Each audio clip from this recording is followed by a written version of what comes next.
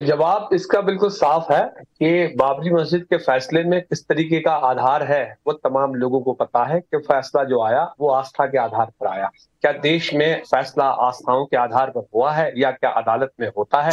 किसी भी अदालत में उसको वो किया जा सकता है। ये तो हो गई वो बात जिसकी वो जजमेंट की बात कर रहे हैं। लेकिन दूसरे नंबर की बात जो उन्होंने कही, जिसपे बड़ा मर्म और तर्क आज उन्होंने बात करके के रखी है कि क्या 25-30 हजार मस्जिदों को जो निशाना बनाने की कोशिश है, क्या मोदी जी इस पर प्लेसेस ऑफ वर्शिप एक्ट की बात पर कुछ वो जवाब देंगे? उस पर उन्होंने अभी तक कोई जवाब नहीं दिया। भारतीय जनता पार्टी के लोग तमाम उस पर भाषणबाजी कर रहे हैं, लेकिन सवाल ये है कि आज देखिए आप दिल्ली की जो मस्जिद है, सुनहरी मस्जिद, चाहे वो हो चाहे उसके अलावा की दूसरी मस्जिद हो, रोज एक नया शगुफा खोलकर देश में धर्म के आधार पर राजनीति करना, तो मुझे लगता है कि ये देश को एक अलग रास्ते पर ले जाने की कोशिश चल रही है। वो आपके सामने है और कहां ले जाना चाहते हैं ये लोग देश के लोगों को, ये समझ से परे। रोज सुबह आज एक नई बात आ गई कि अब सीए आने वाला है। दिक्कत यह है कि देश की जो मूल परिस्थितियां हैं, जो प्रॉब्लम्स हैं मुल्क के,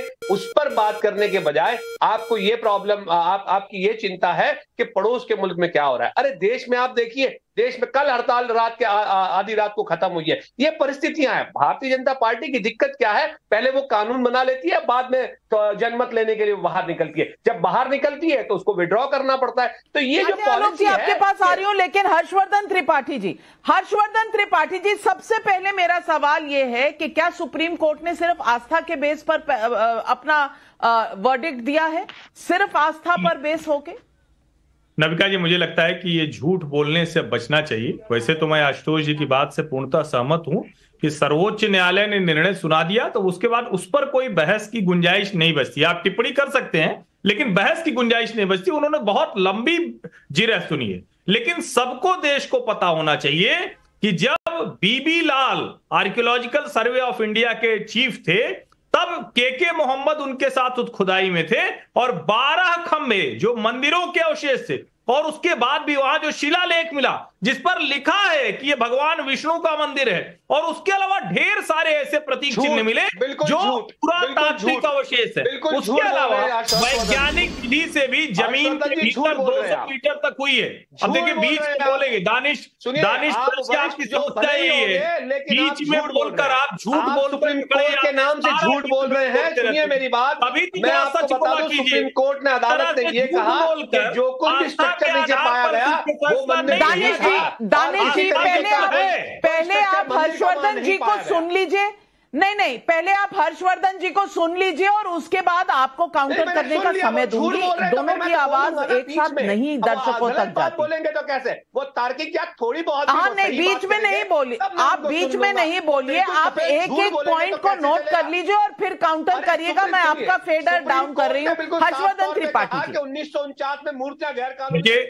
नविका जी, मैं फिर से दोहरा रहा हूं, सर्वोच्च न्यायालय ने निर्णय दे दिया, उस पर अब हम कोई जिरह बहस नहीं करेंगे। लेकिन ये झूठ हमेशा के लिए दफन किया जाना चाहिए कि ये सिर्फ और सिर्फ आस्था के आधार पर है।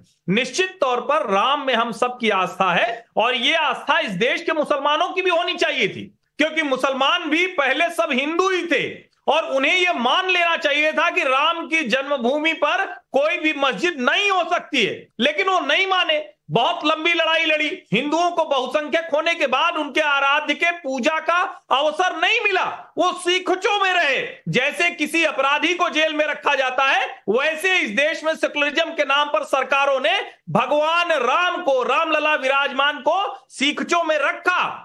अब उस न्यायालय ने, जिसको हम सर्वोच्च न्यायालय कहते हैं, संविधान के दायरे में कहते हैं, जो बार बार कहते हैं ओवैसी साहब के आइन में, तो आइन के लिहाज से ये तय हुआ वहां पर भगवान राम का मंदिर था। और ये झूठ अब यही दफन होना चाहिए। दानिश कुरैशी जैसे लोगों को झूठ बोलने से बचना चाहिए।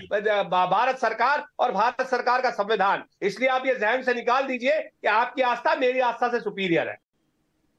नहीं, फिर आपने आइन, मैं उसी जो आइन की बात करते हैं ना, संविधान की बात करते हैं, मैं ये कभी भी नहीं मानने को तैयार हूं कि मेरी आस्था आपकी आस्था से सुपीरियर है या किसी और की आस्था किसी, इसमें कंपटीशन आस्था का नहीं है। दानिश कुरैशी भाई, ये किसी ने कहा भी नहीं है। दानिश कुरैशी जी, बात सिर्फ इतनी है कि क्या आप देश के, नहीं कोई नहीं कह रहा, आप चाहते हैं कि दुनिया में ये मैसेज जाए कि हिंदू चाह रहा है कि उनकी आस्था सुपीरियर है मुसलमान की आस्था से, ऐसा कह कोई नहीं रहा, बशर्ते आप जरूर कहना चाह रहे हैं कि मैं रिप्रेजेंटेटिव हूं सारे मुसलमानों का और मुसलमानों को ये एक्सेप्ट नहीं करने दूंगा। आस्था के लिए आपको उससे अलग होने की जरूरत नहीं है, आप अपनी भी आस्था मुझ पर थोप देंगे तो ये कितना मुनासिब है। यही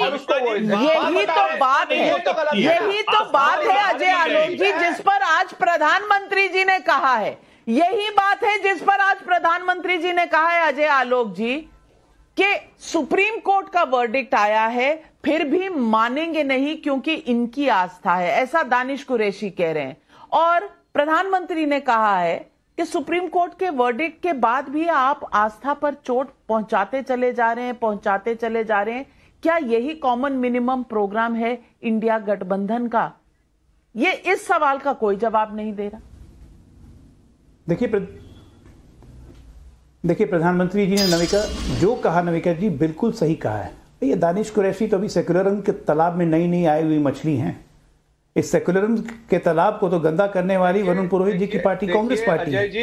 आप ये बताइए, अभी रिलीजन की सुपीरियरिटी की बात हो रही थी, बीच में नहीं बोलिए ना भाई, मैं आपके बीच में नहीं बोला, उससे बात करिए। मैं बिल्कुल शालीनता से ही बात कर रहा हूँ, हर चीज अपने पे मत लीजिए, आप डाइवर्ट कर रहे हैं बातों को, आप डाइवर्ट मत कीजिए। भाषा का आप इस्तेमाल कर रहे हैं। अरे मैंने बोला सेकुलरिज्म के तालाब में नहीं आई हुई मछली है, तो कौन सी गलत बोल दिया मैंने? ये क्या भाषा है? मतलब आप सेकुलरिज्म के तालाब में नई मछली आए तो कौन सी मैंने बोल दी गलत बोल दिया? कितनी गंदगी? मेरी जो भाषा मेरी भाषा है, मेरी भाषा भी आप सिखाइएगा, मुझे थोपिएगा और उसका सुपीरियरिटी कहेंगे, उसका रिलीजियस सुपीरियरिटी बताता हूँ। नविका जी ऐसे कोई डिबेट का मतलब नहीं है, बिना मतलब का चिल्ला रहे हैं, इस समय व्यर्थ करते हैं, मुझे इन पे नहीं बोलना है। जो गंद फैला रखी मैं कांग्रेस पार्टी को बताना चाहता हूं कि कैसे किया गया है। दानिश कुरैशी जी आप सबके ऊपर बोलेंगे तो कुछ समझ नहीं आएगा।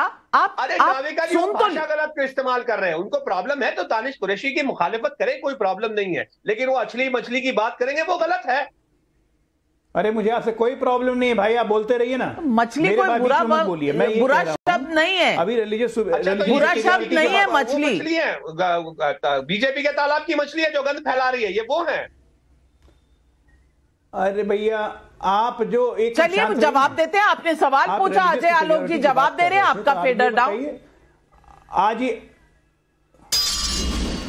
आज ये बताइए कि अभी सुप्रीम कोर्ट को आपके नेता कहते हैं सुप्रीम कोर्ट इज नॉट इनफॉलिएबल, हमारी मस्जिद छीन ली, नौजवानों जागो, तुम्हारी सारी मस्जिद छीन लेंगे, सुनहरी मस्जिद छीन लेंगे, ये कर लेंगे।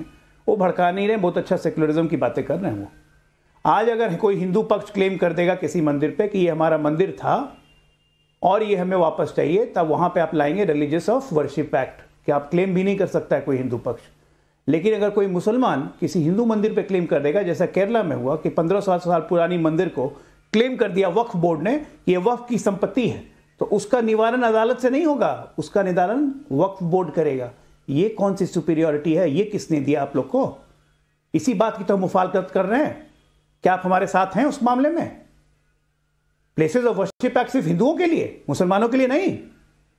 अब मैं नहीं बोलना चाहता हूं प्लेसेस ऑफ वर्शिप एक्ट पे, क्योंकि ये मामला न्यायालय के अधीन है, विचाराधीन है, उस पर जब निर्णय आएगा तब बात करेंगे ना। मैं निर्णय को चैलेंज करूंगा और जब तक मामला विचाराधीन है मैं उस पर टिप्पणी नहीं करना चाहूंगा। लेकिन अपने कन्वीनियंस के हिसाब से आप लोग कुछ भी बोलते हैं। महाराज सुप्रीम कोर्ट का फैसला नहीं आया, सुप्रीम कोर्ट ने फैसला आस्था के आधार पर दे दिया। सुप्रीम कोर्ट में कोई मामला विचाराधीन है